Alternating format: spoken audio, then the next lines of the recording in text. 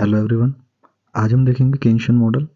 तो इस वीडियो में हम देखने वाले हैं केन्शियन मॉडल की अजम्पशन, केन्शियन क्रॉस और डिफ्लेशनरी एंड इन्फ्लेशनरी गैप, जिनकी मदद से केन्स ने एक्सप्लेन किया था ग्रेट डिप्रेशन को। सबसे पहले हम देखते हैं केन्शियन मॉडल की अजम्पशन। तो पहली अजम्पशन है वेज प्राइस रिजिडिटी। इसका मतलब ये है कि वेजेस और प्राइस वो चेंज नहीं करते even with the time lag. यानी कि अगर प्राइस बढ़ रहे हैं तो इसका मतलब ये नहीं कि वेजेस भी बढ़ेंगे। जैसा कि हमने क्लासिकल मॉडल में देखा था, वहाँ पर वेज प्राइस फ्लेक्सिबिलिटी थी। तो अगर प्राइस बढ़ते थे तो वेजेस भी सिमिलर अमाउंट से बढ़ जाते थे, और अगर वेजेस बढ़ते थे तो प्राइस भी सिमिलर अमाउंट से बढ़ जाती थी। केन्शियन मॉडल में हम एज्यूम करते हैं वेज प्राइस रिजिडिटी, यानी कि प्राइसेस अगर बढ़ेंगे तो उसका इम्प्लीकेशन ये नहीं होगा कि वेजेस बढ़ेंगे even with the time lag, यानी कि टाइम के साथ भी। और सिमिलरली अगर वेजेस बढ़ते हैं तो उसका ये मतलब नहीं होगा कि प्राइसेस बढ़ेंगे। तो केन्स ने एज्यूम किया था कि जो वर्कर्स हैं वो एक मिनिमम पॉइंट के बाद वेज कट एक्सेप्ट नहीं करेंगे, चाहे प्राइसेस डाउन भी जा रहे हों तब भी। इसका मतलब एक रिजिडिटी देखने को मिलेगी वेजेस में, जो कि मिनिमम लेवल ऑफ वेजेस रहेगी, जो कि वर्कर्स एक्सेप्ट करेंगे विलिंगली, और अगर उसके नीचे उनको वेजेस मिलते हैं तो वो अनएम्प्लॉयड रहना पसंद करेंगे। तो वेज रिजिडिटी की वजह से हमें प्राइस रिजिडिटी भी देखने को मिलती है, और जो प्राइसेस होंगे वो भी हॉरिजॉन्टल होंगे to the output up to full employment level. और जैसे ही फुल एम्प्लॉयमेंट लेवल होगी उसके बाद जो एग्रीगेट सप्लाई कर्व होगा वो वर्टिकल होने लगेगा, यानी कि जो प्राइसेस हैं वो बढ़ने लगेंगे।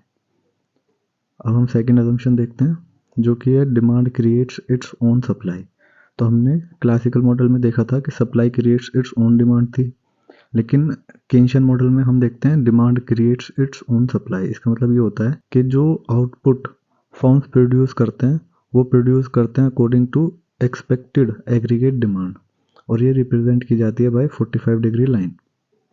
तीसरी अजम्पशन केन्स की है, Keynes psychological law of consumption. तो उसमें जो कंजम्पशन है उसको माना है as a function of autonomous consumption and part of income, और वो पार्ट ऑफ इनकम जो है वो डिसाइड होती है by marginal propensity to consume. तो इस लॉ के अकॉर्डिंग अगर एक पर्सन अर्न नहीं कर रहा उसके बाद भी वो एक मिनिमम अमाउंट ऑफ कंजम्पशन करेगा, जिसको केन्स ने ऑटोनोमस कंजम्पशन बोला है, जिसको हम रिप्रेजेंट कर रहे हैं सी बार से।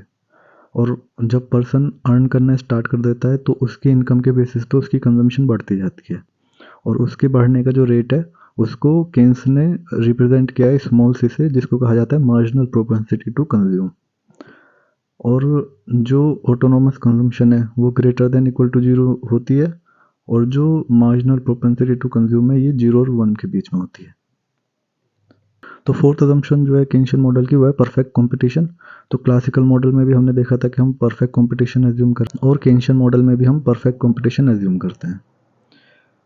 इन्वेस्टमेंट को ऑटोनोमस माना है of income and interest rate, यानी कि इन्वेस्टमेंट पे ना तो इनकम का कोई इफेक्ट होगा और ना ही इंटरेस्ट रेट का। तो आई को रिप्रेजेंट किया गया है बाय आई बार। तो ऑटोनोमस इन्वेस्टमेंट एज्यूम की गई है, और गवर्नमेंट एक्सपेंडिचर को भी ऑटोनोमस माना गया है। तो जो एक्चुअल एग्रीगेट डिमांड होगा केन्शियन मॉडल में वो होगा consumption plus investment plus government expenditure. और कंजम्पशन, क्योंकि psychological law of consumption assume किया गया था, तो वो होगा C bar plus marginal propensity to consume times disposable income, और डिस्पोजेबल इनकम होती है इनकम आफ्टर गिविंग टैक्सेस।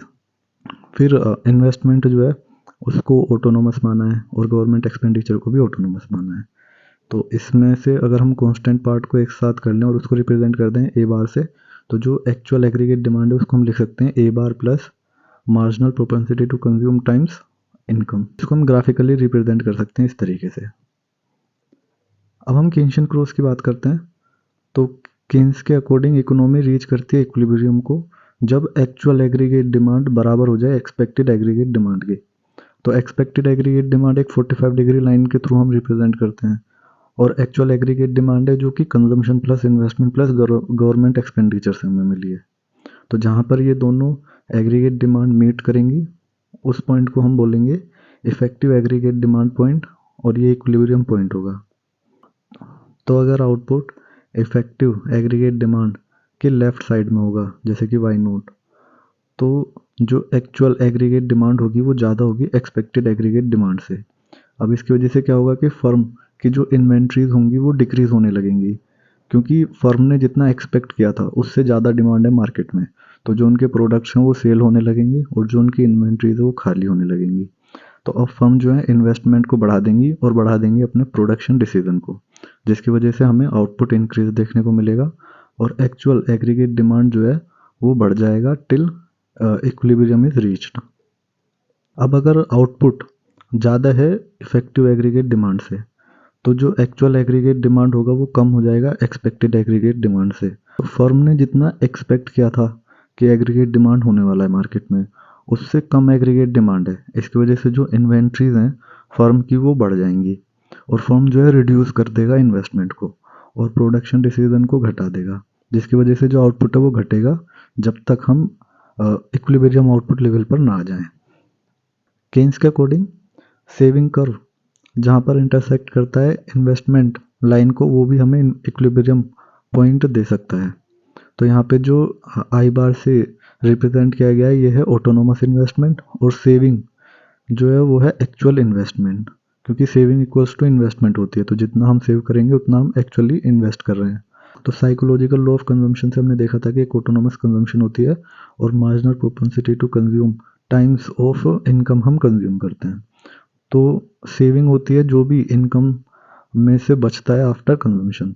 तो y माइनस सी हम करेंगे और जब इसको हम सोल्व करेंगे तो हमें मिलेगा saving equals to minus C bar plus 1 minus C times Y. तो ये जो 1 माइनस सी है इसको हम बोलेंगे मार्जिनल प्रोपेंसिटी टू सेव। तो जहाँ पर सेविंग लाइन इंटरसेक्ट करेगी इन्वेस्टमेंट ऑटोनोमस इन्वेस्टमेंट लाइन को, वहाँ पर हमें मिलेगा इक्विलिब्रियम आउटपुट। तो अगर आउटपुट जो है कम है देन इक्विलिब्रियम आउटपुट, तो हमारी जो ऑटोनोमस इन्वेस्टमेंट है वो ज़्यादा है देन सेविंग। इसका मतलब हमें अनप्लैंड डिक्रीज देखने को मिल रहा है इन्वेंट्रीज में, जिसकी वजह से फर्म जो है ज़्यादा प्रोड्यूस करेंगे और वाई जो है बढ़ेगा और वापस पहुंच जाएगा इक्विलिब्रियम आउटपुट पर और सेविंग इक्वल हो जाएगी इन्वेस्टमेंट के। तो अब हम देखते हैं कि केन्स ने किस तरीके से एक्सप्लेन किया था ग्रेट डिप्रेशन को। तो केन्स के अकॉर्डिंग अगर इफेक्टिव एग्रीगेट डिमांड वो लेफ्ट साइड में है then full employment aggregate demand. तो फुल एम्प्लॉयमेंट आउटपुट पर हमारा जो एक्सपेक्टेड एग्रीगेट डिमांड होगी वो ज़्यादा हो जाएगी एक्चुअल एग्रीगेट डिमांड से और इस गैप को हम कहेंगे डिफ्लेशनरी गैप। तो अगर डेफिशिएंट डिमांड है मार्केट में फुल एम्प्लॉयमेंट लेवल पे, तो जो आउटपुट होगा वो क्रिएट कर देगा डिफ्लेशनरी गैप को और ये रिप्रेजेंट की जा रही है इस डिस्टेंस से जो कि यू और वी के बीच में है। तो फुल एम्प्लॉयमेंट लेवल पे जो एक्सपेक्टेड एग्रीगेट डिमांड है वो ज़्यादा हो जाएगा एक्चुअल एग्रीगेट डिमांड से, जिसकी वजह से इन्वेंट्रीज इंक्रीज हो जाएंगी और फर्म्स अपने आउटपुट डिसीजन को घटा देंगी और हमें इक्विलिब्रियम देखने को मिलेगा एट वाई स्टार। और केन्स ने दिखाया था कि किस तरीके से लैक ऑफ एग्रीगेट डिमांड की वजह से हमें देखने को मिलता है अंडर एम्प्लॉयमेंट इक्विलिब्रियम।